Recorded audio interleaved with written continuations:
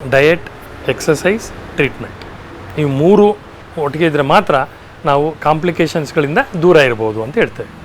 So treatment ಅಂದಾಗ ಮಾತ್ರೆಗಳು ಬೇರೆ ಬೇರೆ ವಿಧವಾದ ಮಾತ್ರೆಗಳಿದ್ದಾವೆ, ಅದೇ ರೀತಿ ಇನ್ಸುಲಿನ್ ಇದೆ. ಮಾತ್ರೆಗಳಲ್ಲಿ ಕೆಲವು ಸೈಡ್ ಎಫೆಕ್ಟ್ಸ್ ಇರುತ್ತೆ. ಭಾಳಷ್ಟು ಜನ ನಮಗೆ ಕೇಳೋದು ಮಾತ್ರೆಗಳು ತೊಗೊಂಡ್ರೆ ಕಿಡ್ನಿ ಫೇಲ್ಯೂರ್ ಆಗುತ್ತೆ. ಇದು ಭಾಳಷ್ಟು ಜನಕ್ಕೆ ಮೂಢನಂಬಿಕೆ ಇದೆ. ದಯವಿಟ್ಟು ಮಾತ್ರೆಗಳಿಂದ ನಿಮಗೆ ಕಿಡ್ನಿ ಫೇಲ್ಯೂರ್ ಆಗಲ್ಲ. ನೀವು ಮಾತ್ರೆಗಳು ತಗೊಳ್ಳದೆ ಶುಗರನ್ನು ಕಂಟ್ರೋಲ್ ಮಾಡ್ಕೊಳ್ಳದೆ ಇದ್ದರೆ ಕಿಡ್ನಿ ಫೇಲ್ಯೂರ್ ಆಗೋವಂಥದ್ದು. ಸೊ ಹಂಗಾಗಿ ಈಗ ಭಾಳಷ್ಟು ಅಡ್ವಾನ್ಸ್ಮೆಂಟ್ಸ್ ಆಗಿದೆ, ಭಾಳಷ್ಟು ಒಳ್ಳೆ ಮಾತ್ರೆಗಳು ಬಂದಿದ್ದಾವೆ. ಈ ಮಾತ್ರೆಗಳು ಯಾವ ರೀತಿ ಕೆಲಸ ಮಾಡುತ್ತೆ ಅಂದರೆ, ಈಗ ಶುಗರ್ ಒಂದೇ ಅಲ್ಲ, ಕೊಲೆಸ್ಟ್ರಾಲ್ ನಿಲ್ಲಿಸುವಂಥದ್ದು, ಸ್ವಲ್ಪ ಬಿ ಪಿನ ಕಮ್ಮಿ ಮಾಡೋವಂಥದ್ದು, ತೂಕ ಕಮ್ಮಿ ಮಾಡೋವಂಥದ್ದು, ಹಾರ್ಟಿಗೆ ಬೆನಿಫಿಟ್ ಆಗುವಂಥದ್ದು, ಕಿಡ್ನಿಗೆ ಬೆನಿಫಿಟ್ ಆಗುವಂಥ ಔಷಧಿಗಳು ಸಹ ಈಗ ಬಂದಿದ್ದಾವೆ. ಮೊದಲು ನಾವು ಬರೀ ಡಯಾಬಿಟೀಸ್ನ ಕಂಟ್ರೋಲ್ ಮಾಡೋವಂಥದ್ದು ಟಾರ್ಗೆಟ್ ಇಟ್ಕೊಂಡಿರ್ತಿದ್ವಿ.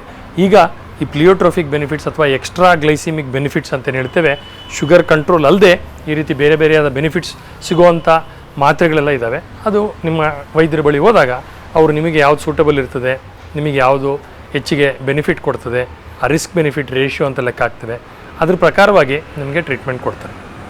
ಕೊನೆಯದಾಗಿ ಇನ್ಸುಲಿನ್ನಿಗೆ ಹೋದ ವರ್ಷ 100 ವರ್ಷ ಆಗಿದೆ ಡಿಸ್ಕವರಿ ಆಗಿ. 100 ವರ್ಷದಿಂದ ಅದು ನಮಗೆ ಈ ಇನ್ಸುಲಿನ್ ಡಯಾಬಿಟೀಸ್ನ ಟ್ರೀಟ್ ಮಾಡಲಿಕ್ಕೆ ಹೆಲ್ಪ್ ಮಾಡ್ತಾಯಿದೆ. ಈಗ ಅದರಲ್ಲೂ ಭಾಳಷ್ಟು ಅಡ್ವಾನ್ಸ್ಮೆಂಟ್ ಆಗಿದೆ.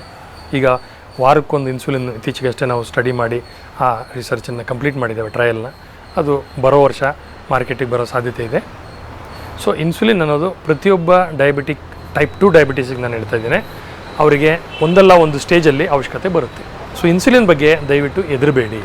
ಯಾಕಂದರೆ ಇನ್ಸುಲಿನ್ ಅಷ್ಟು ಒಳ್ಳೆಯ ಔಷಧಿ ಡಯಾಬಿಟೀಸ್ನವ್ರಿಗೆ ಯಾವುದೇ ಮಾತ್ರೆಗಳಿಲ್ಲ. ಇನ್ಫ್ಯಾಕ್ಟ್ ಟೈಪ್ 1 ಡಯಾಬಿಟೀಸ್ ಆಗಲೇ ಮಕ್ಕಳಲ್ಲಿ ಬರುತ್ತೆ ಅಂತೇನು ಹೇಳಿದೆ, ಅದಕ್ಕೆ life long treatment insulin.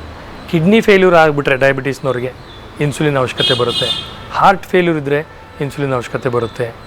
Complications ಆದರೆ ಗ್ಯಾಂಗ್ರೀನ್, ಕಾಲು ಬೆರಳು ತೆಗೆಯುವಂಥದ್ದು, ಈ ರೀತಿ ನ್ಯೂರೋಪತಿ ಇಂಥದ್ದೆಲ್ಲ ಇದ್ದಾಗ ಕಂಟ್ರೋಲ್ ಮಾಡಲಿಕ್ಕೆ ಇನ್ಸುಲಿನ್ ಅವಶ್ಯಕತೆ ಬರುತ್ತೆ. ಪ್ರೆಗ್ನೆನ್ಸಿ ಆ್ಯಂಡ್ ಡಯಾಬಿಟೀಸ್ ಇನ್ನೊಂದು ಸೆಗ್ಮೆಂಟ್ ಇದೆ. ಭಾಳಷ್ಟು ತಾಯಂದಿರು ಈ ಪ್ರೆಗ್ನೆನ್ಸಿ ಟೈಮಲ್ಲಿ ಡಯಾಬಿಟೀಸ್ ಡೆವಲಪ್ ಮಾಡ್ಕೋತಾರೆ, ಅವರಿಗೂ ಸಹ ಇನ್ಸುಲಿನ್ ಒಂದೇ ಔಷಧಿ. ಹಾಗಾಗಿ ಇನ್ಸುಲಿನ್ ರಾಮಬಾಣ ಇದ್ದಾಗೆ ಡಯಾಬಿಟೀಸ್ಗೆ. ಸೊ ಹಂಗಾಗಿ ಇನ್ಸುಲಿನ್ ನಿಮ್ಮ ಡಾಕ್ಟ್ರು ನಿಮಗೆ ಪ್ರಿಸ್ಕ್ರೈಬ್ ಮಾಡಿದಾಗ ತುಂಬ ಜನಕ್ಕೆ ಡಿಪ್ರೆಷನ್ ಆಗಿಬಿಡುತ್ತೆ, ಬೇಜಾರಾಗುತ್ತೆ, ಕೆಲವರು ಅಳಕ್ಕೆ ಸ್ಟಾರ್ಟ್ ಮಾಡಿಬಿಡ್ತಾರೆ. ಈ ರೀತಿ ದಯವಿಟ್ಟು ಭಾವನಾತ್ಮಕವಾಗಿ ಯೋಚನೆ ಮಾಡಬೇಡಿ. ಅದು ನಿಮಗೆ ಒಳ್ಳೆಯದಕ್ಕೆ ನಿಮ್ಮ ಡಾಕ್ಟ್ರ್ ಹೇಳಿರ್ತಾರೆ. ಯಾವುದೇ ಕಾರಣಕ್ಕೂ ನೀವು ಅದನ್ನು ಸೆಕೆಂಡ್ ಒಪಿನಿಯನ್ ತೊಗೊಳ್ಳೋದು, ಇನ್ನೊಬ್ಬ ಡಾಕ್ಟ್ರ್ ಹೋಗಿ ತೋರಿಸೋಣ, 4 ಮಾತ್ರೆ 5ನೇ ಮಾತ್ರೆ ತೊಗೊಂಡು ನಾನು ಕಂಟ್ರೋಲ್ ಮಾಡ್ತೀನಿ, ಈ ರೀತಿ ಮೂಢನಂಬಿಕೆಗಳಲ್ಲಿ ದಯವಿಟ್ಟು ಇರಬೇಡಿ. ಯಾಕೆಂದರೆ ಇನ್ಸುಲಿನ್ ಆಗಲೇ ಹೇಳ್ದಂಗೆ ಅದು ರಾಮಬಾಣ ನಿಮ್ಮ ಡಯಾಬಿಟೀಸ್ಗೆ.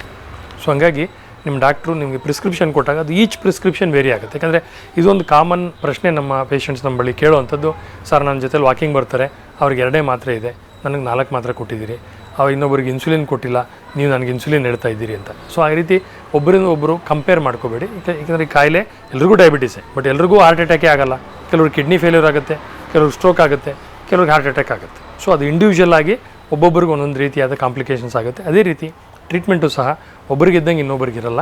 ಅದು ನಿಮ್ಮ ಡಾಕ್ಟ್ರು ನಿಮ್ಮ ಕೋಮಾರ್ಬಿಡಿಟೀಸ್ ಅಂತ ಹೇಳ್ತೀವಿ, ಅಂದರೆ ಈ ಶುಗರ್ ಜೊತೆಗೆ B P, cholesterol, kidney failure, heart attack, heart failure ಹೇಗಿದೆಯಾ, ಈ ಥರದ್ದು ಕಾಯಿಲೆಗಳನ್ನು ನೋಡಿಕೊಂಡು ನಿಮ್ಮ ಟ್ರೀಟ್ಮೆಂಟ್ ಡಿಸೈಡ್ ಮಾಡಿರ್ತಾರೆ. ಹಾಗಾಗಿ ಡಾಕ್ಟ್ರ್ ಬಳಿ ನಿಯಮಿತವಾಗಿ ಅವ್ರು 2 ತಿಂಗಳಿಗೋ 3 ತಿಂಗಳಿಗೋ ಒಂದು ಸಾರಿ ಬನ್ನಿ ಅಂದಾಗ ದಯವಿಟ್ಟು ಟೈಮ್ ಸರಿಯಾಗಿ ಹೋಗಿ ತೋರಿಸ್ಕೊಳ್ಳಿ. ಸಿಮ್ಟಮ್ಸು ಕಾಂಪ್ಲಿಕೇಶನ್ಸ್ ಆಗೋವರೆಗೂ ಕಾಯಬೇಡಿ.